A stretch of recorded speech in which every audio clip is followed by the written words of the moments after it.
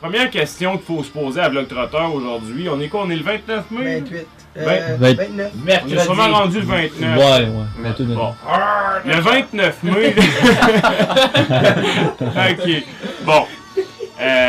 On a pris un train pour sortir de Amsterdam à partir de Central Amsterdam, qui est une gare. Puis on a voulu bouger. Notre premier objectif, c'était de quitter Amsterdam, les Pays-Bas, l'Irlande, pour se rendre en Allemagne. C'est ce qui est arrivé, sauf que on est débarqué dans une petite ville qui est de l'équivalence au niveau proportion. Là, c'est gros comme Vassan quasiment. La Sarre, Vassan, Amos, Malartic. Non, pas Malartic. Plus petit que Malartic. Anyways. Mais là, on est pogné là, puis tout coûte cher. Donc, on a décidé d'opter pour la première cabane avec un toit qu'on avait trouvé. Puis, on s'est retrouvé dans un cabanon de jouets pour enfants en public. Un parc pour enfants, on va se le dire. On va être honnête. On va faire dodo dans un parc pour enfants, puis on est vraiment à l'aise avec ça. On espère qu'à la maison, vous êtes aussi à l'aise avec ça, parce que nous autres, on tripe bien raide. On est 7 dans le cabanon. On est 7 dans le cabanon. On garde le sourire. On garde le sourire, faut le mettre à ces odeurs-là.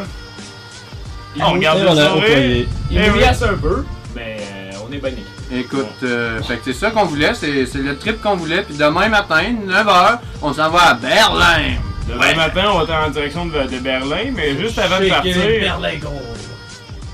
Juste avant de partir pour Berlin, on va vous montrer un peu où est-ce qu'on couchait, le mec face clair, parce que même nous autres, on n'a pas vraiment d'idée dans qu'est-ce qu'on couche. On l'a pas vu de nos yeux vus, on l'a vu à lueur de flashlight. Donc, ça va être ça pour ce soir, puis on se reparle demain matin.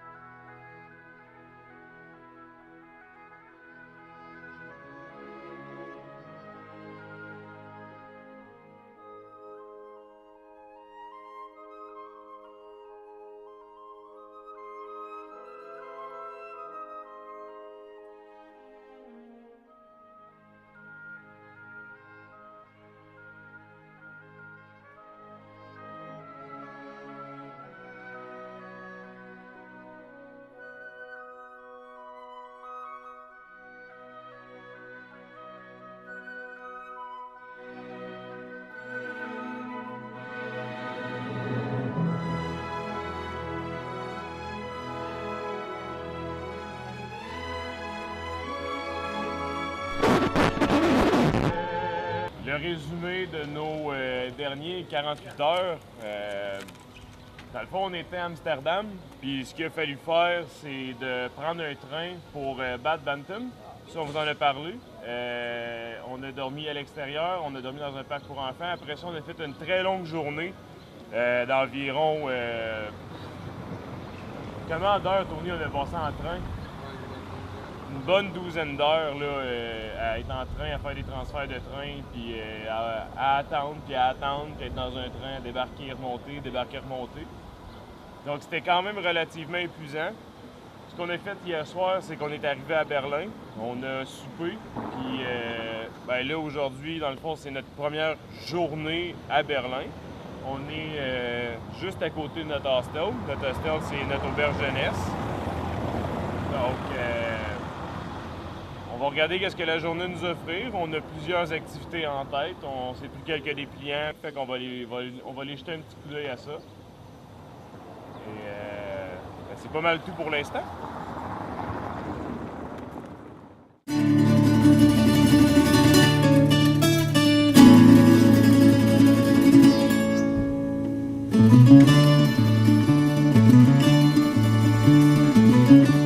Ce qu'on observe ici à Berlin, c'est une difficulté de se faire comprendre en anglais. Très peu de gens qui sont en mesure de nous comprendre avec nos explications en anglais. Donc, ils se débrouillent seulement avec quelques mots, ce qui fait qu'on est livré à nous-mêmes, ce qui fait que nos déplacements sont tout le temps un peu plus longs qu'on pensait parce qu'on s'enligne un peu à gauche puis à droite. Je te dirais que c'est ça. Depuis hier, aujourd'hui, on tourne en rond, mais écoute, on enjoy Berlin.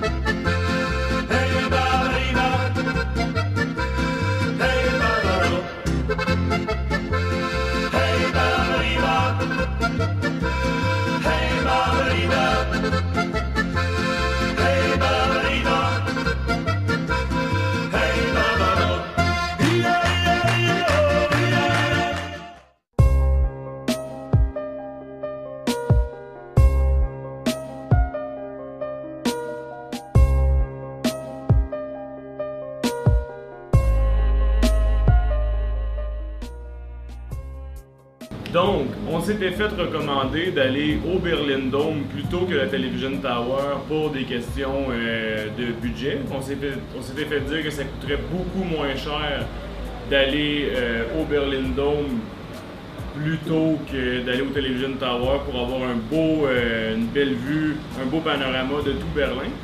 Et c'est ce qu'on a fait. On a été vraiment, vraiment agréablement surpris. En plus que le Berlin Dome est une très belle cathédrale, bien, on a pu visiter l'intérieur, puis c'est vraiment grandiose. Tous les détails qu'on peut voir à l'intérieur du Berlin Dome, que ce soit du plafond cathédral, tout fait en vitrail, que ce soit la dimension de l'orgue qui est vraiment, vraiment gargantuesque, c'est monumental.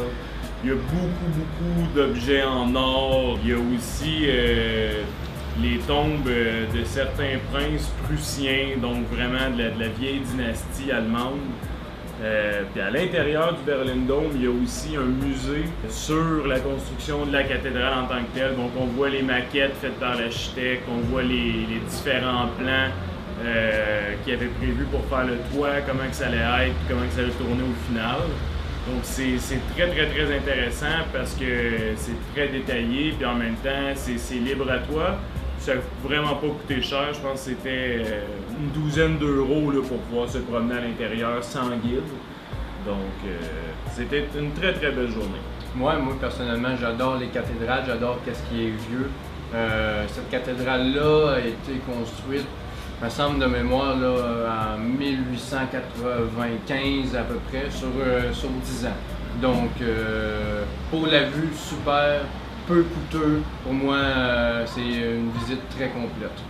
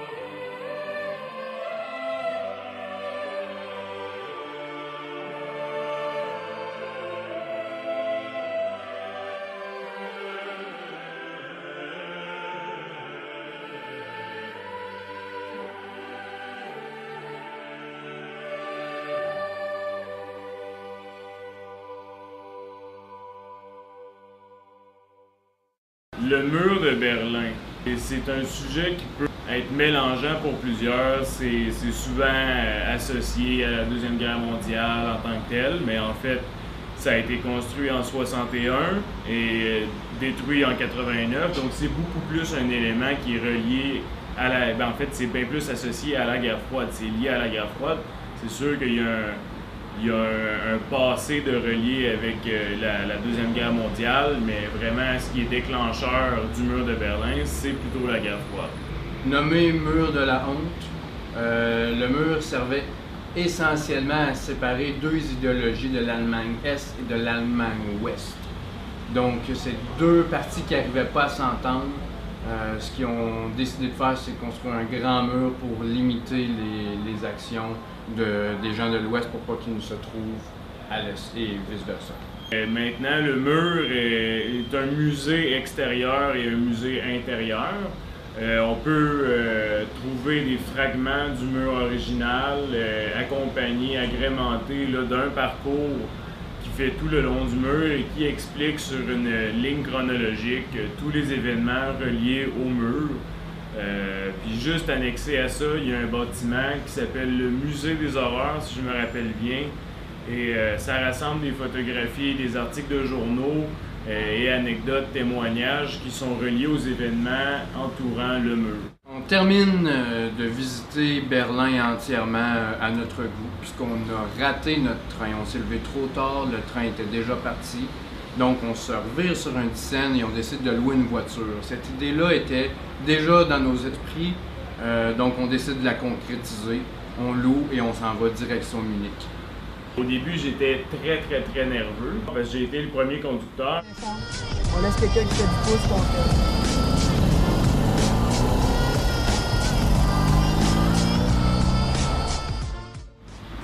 Mais ça s'est quand même bien passé. Je suis stressé. Non, pas stressé. Je suis excité. Ouais. C'est vraiment de la pure excitation. C'est tellement hâte. Je vais avoir le coup. J'imagine. Je le cherche pendant que... Ça pousse de ta gauche. Ça va. Juste ici. D'un coup, ça. Ça prend les photos? Ça fait. Ah ouais!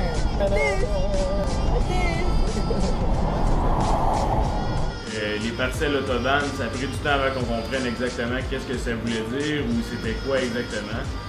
Les autoroutes allemandes sont très larges, c'est très spacieux, c'est très sécuritaire.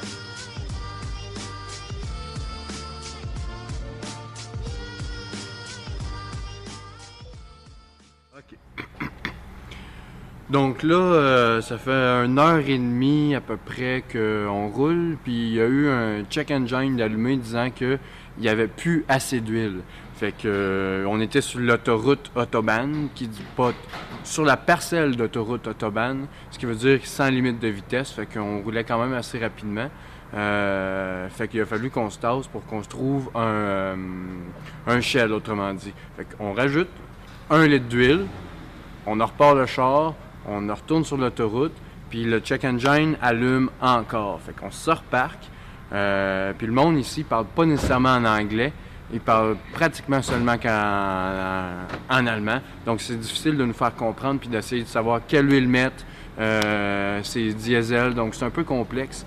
Fait qu'on a pris en photo le check engine, on était voir un trucker, puis il nous a dit qu'il y avait trop d'huile. Fait que là, on est pris dans une station avec trop d'huile dans notre vanette. Fait qu'on essaie de checker qu'est-ce qu'on peut faire pour faire ça. Fait que là, on est en recherche un petit peu en mode panique. Là, on est en recherche pour trouver une solution confortable pour nous pour ce soir. Fait que c'est ça notre petite mésaventure pour aujourd'hui.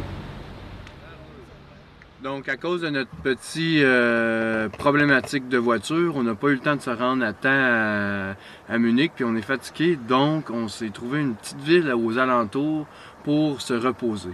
On a joué à Tetris, on a mis les sacs, disposé les sacs un peu partout, et puis on fit 1, 2, 3, 4, 5, 6 dans la vanette, puis Joli Cœur a décidé de dormir à la Belle Étoile parce que c'est le plus warrior de la gang. Il fait à peu près 5 degrés. Fait que ça va être assez intéressant. Le petit? Salut! Le petit est caché derrière la vanne. Dans la valise. Really cozy. Je fit bien flush. Mettons, il n'y avait personne d'autre ici qui avait pu fitter à part que moi. Mais ça va être une belle nuit, sans charogne. À côté des champs. Puis Jolie, tu veux-tu dire un petit mot sur ton spot? Je prends le challenge que je vais avoir une meilleure nuit que toutes vous autres. Oh, the challenge is taken. Pas d'odeur, puis j'ai de l'air bien en masse. Parfait, ça. On vient de se rendre compte que où ce qu'on a dormi, c'était un parking pour les profs pour une école primaire. Puis, on vient de se lever, il est 7 heures. On arrive tout un après l'autre. On se demande qu'est-ce qu'on fait. Qu'on pack en vitesse, puis on s'en va. I'm high on the deep end. I can't stop this feeling. Puis Jolie, t'as-tu bien dormi en me checkant dans le rétro?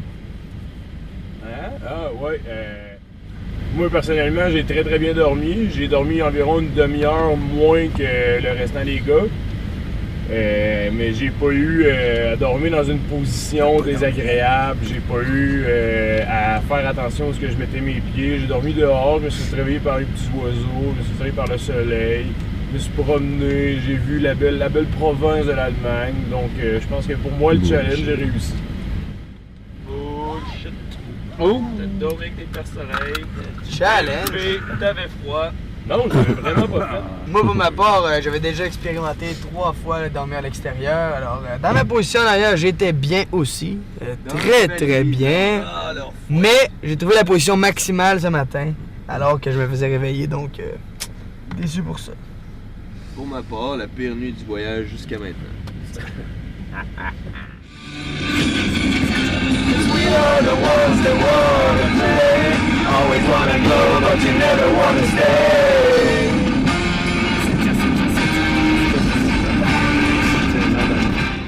Donc on est présentement à Dachau. Et hier on a couché à côté de l'autoroute 9. Moi j'avais dormi à l'extérieur, j'ai dormi mieux que tous les autres garçons dans l'équipe.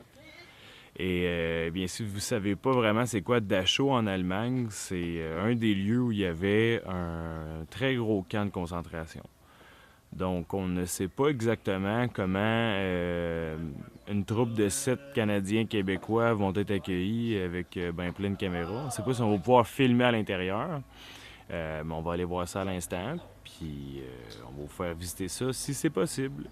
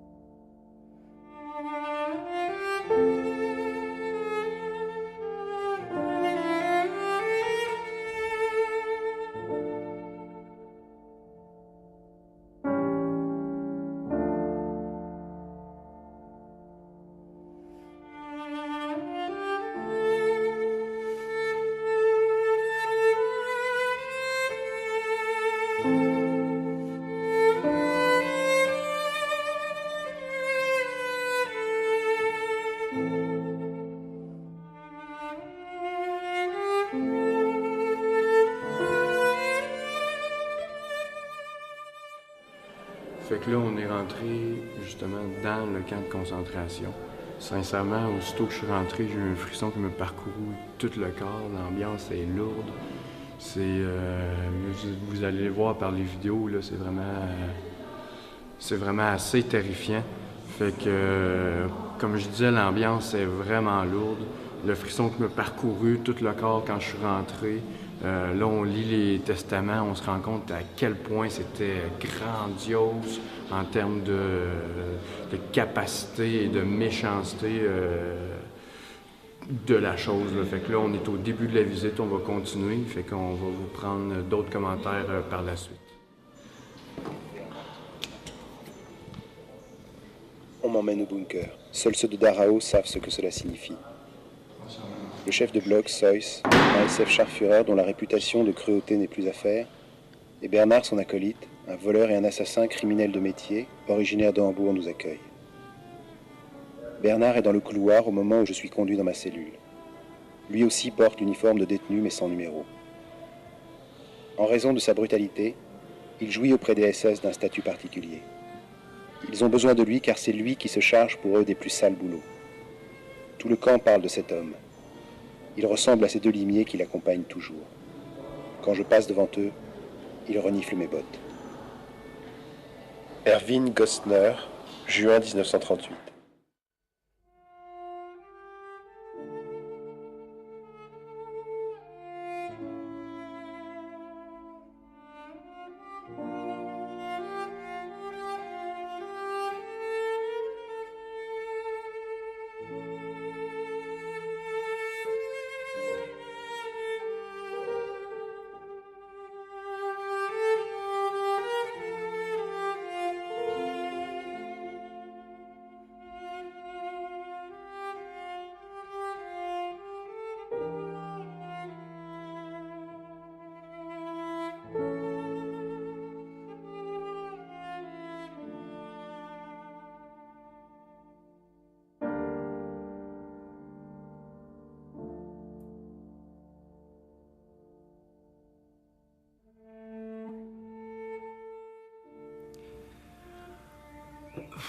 On a fait la tournée, dans le fond,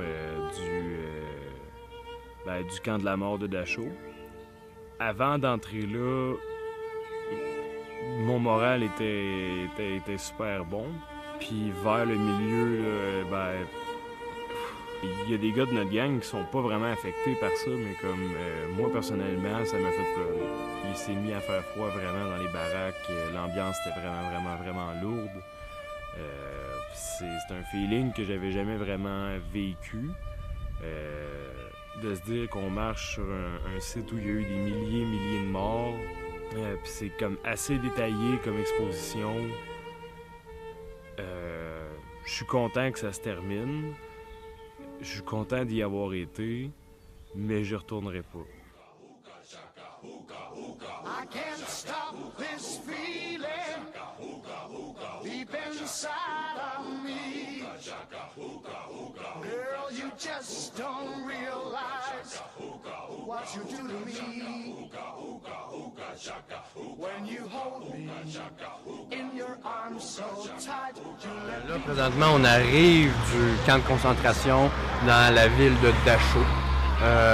On a pris une décision de groupe ici avec la Vanette de relouer la Vanette pour 2 jours supplémentaires pour nous rendre à Barcelone.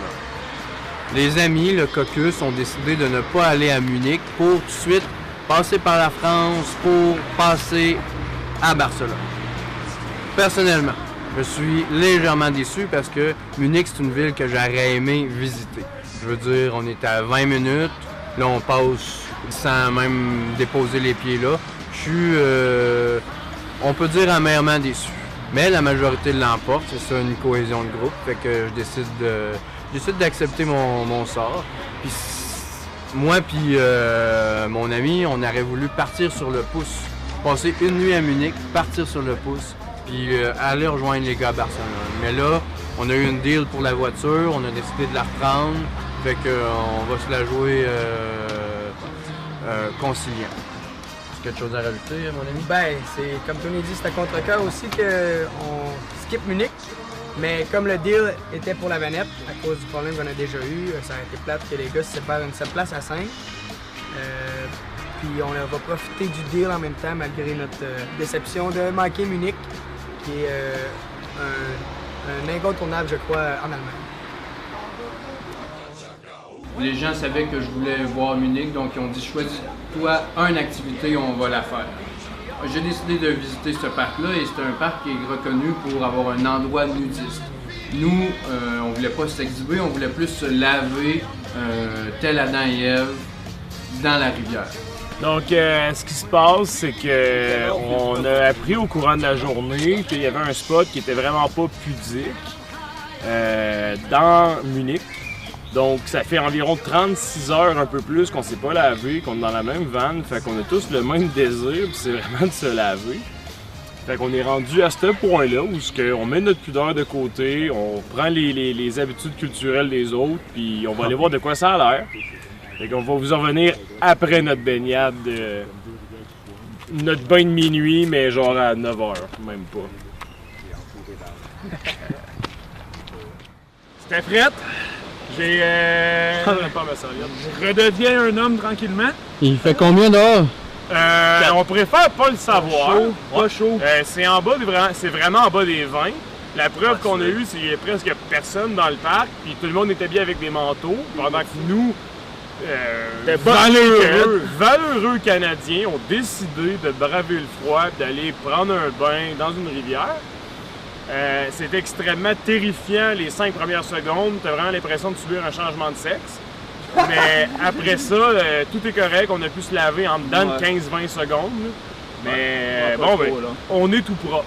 Les gens dans le parc qui ont trouvé ça comment? On n'a pas croisé du genre dans le parc. On a choisi un spot quand même tranquille, sauf que tu peux filmer le monde qui vient là. Moi, jusqu'à maintenant, on a des coureurs. Retourne-toi, il y a du monde. Eux autres, salut! Ils m'ont vu les fesses. Hola! Puis, Gute Nacht! C'était pas mal, ça.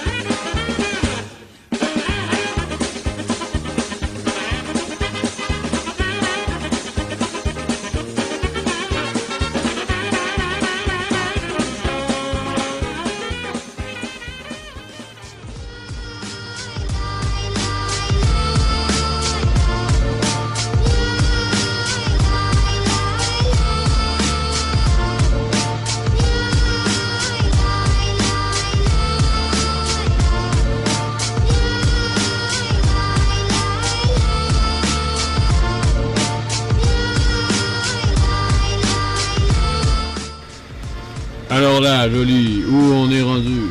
On est, d'après ce qu'on comprend, dans les Alpes suisses. Il fait froid comparé à ce qu'on a pris durant tout le reste, mais on a vraiment des paysages spectaculaires. C'est vraiment des montagnes qu'on n'a jamais vues avant. C'est vraiment des routes au travers. Ouais, des routes là, qu'on pouvait pas imaginer que c'était possible de faire. On va vous le montrer. Neige permanente. Ouais.